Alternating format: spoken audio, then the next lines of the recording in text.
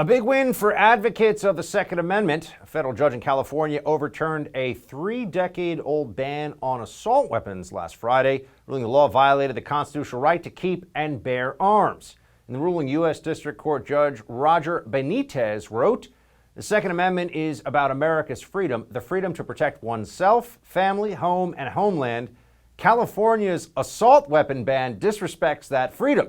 So what does this latest victory actually mean for gun owners in California and perhaps across the country?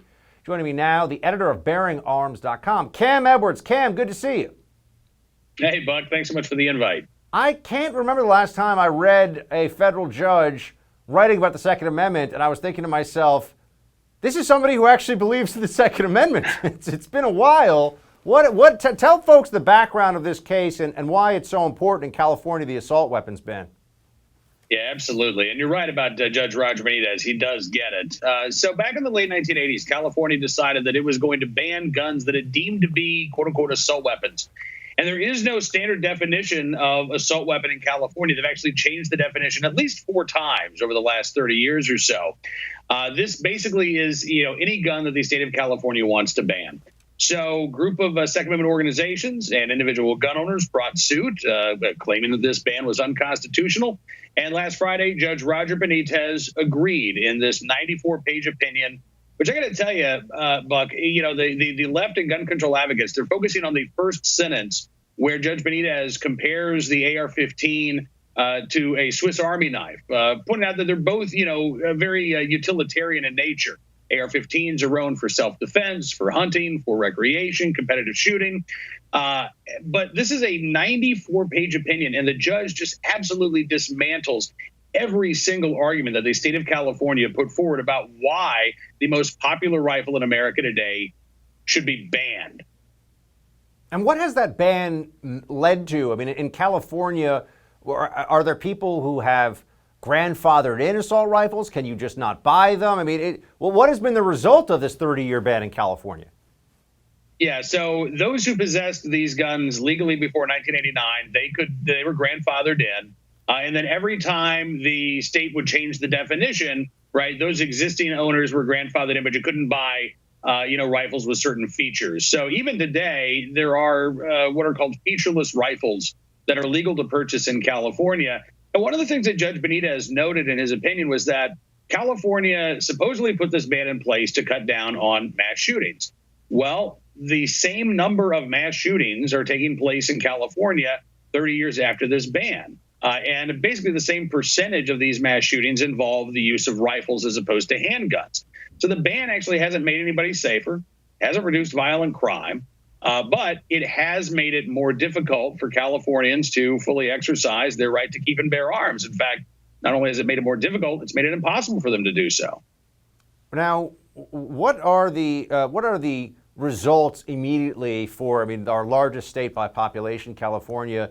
My understanding, Cam, is that this decision is still being stayed for 30 days while they kind of figure out whether they actually are going to abide by the decision or some procedural. What actually happens? I mean, from what I understand, unfortunately, my friends who live in LA and San Diego, et cetera, can't run out and get their first AR legally yet. Is that where we are?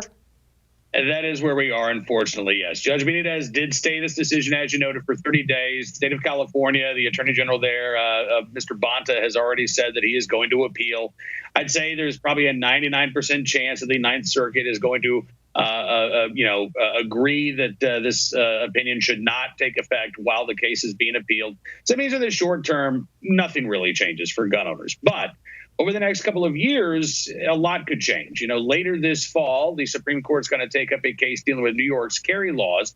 And not only will the court have a chance to address that injustice, but they'll also be able to lay out specific steps that courts need to consider when they're examining the constitutionality of gun control laws. So they could give some pretty direct guidance to the Ninth Circuit going forward, saying, listen, you've got to consider, a strict scrutiny standard here, right? You've got to consider the Second Amendment to be as fundamental a right as the First Amendment. You can't try to give due deference to the state to pass all kinds of gun control laws.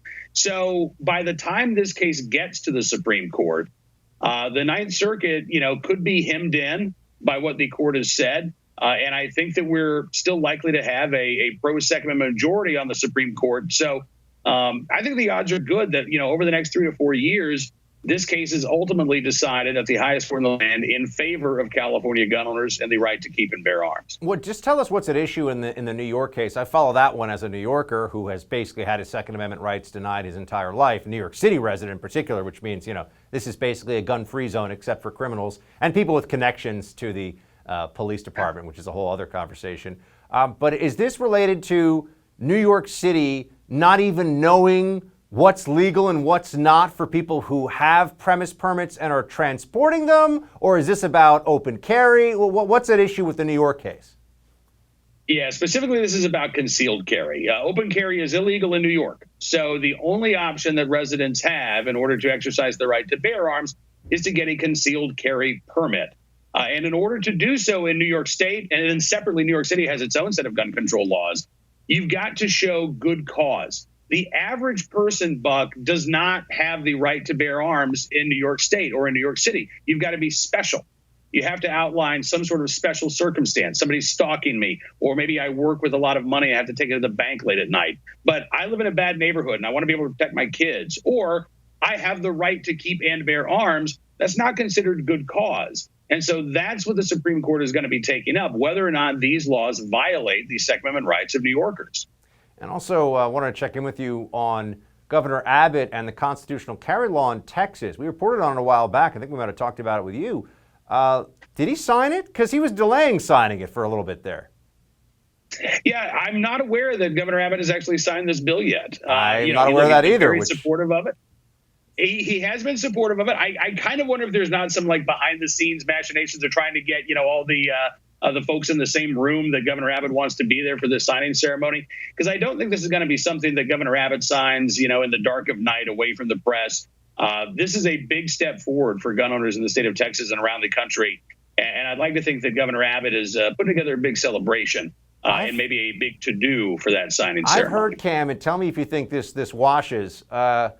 I've heard that some of the police unions in Texas are actually giving him a hard time over it. I think that's probably the case. I do. But the Sheriff's Association, I believe, in Texas remained neutral on that legislation. There were some changes that were made, and I'm not aware of any formal objections to the bill from police organizations. There may be some behind-the-scenes discussions. Yeah, it was stuff raised to the governor's office. It wasn't public, but I've heard. I just want to know if you find that credible. That's what I've been reported to in back channels, that some of the police unions in Houston, in Dallas, Austin, I'm sure, which is like a communist dystopia. So we got to watch that one because, Cam, I was all excited. Oh, constitutional carry in Texas could spread other places across the country. I don't think it's gone through yet, so keep an eye on that one for us, will you?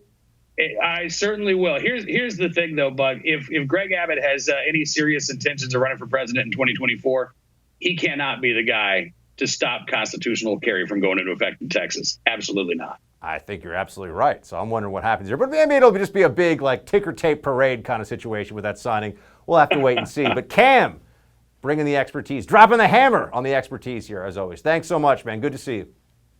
Thanks, Buck.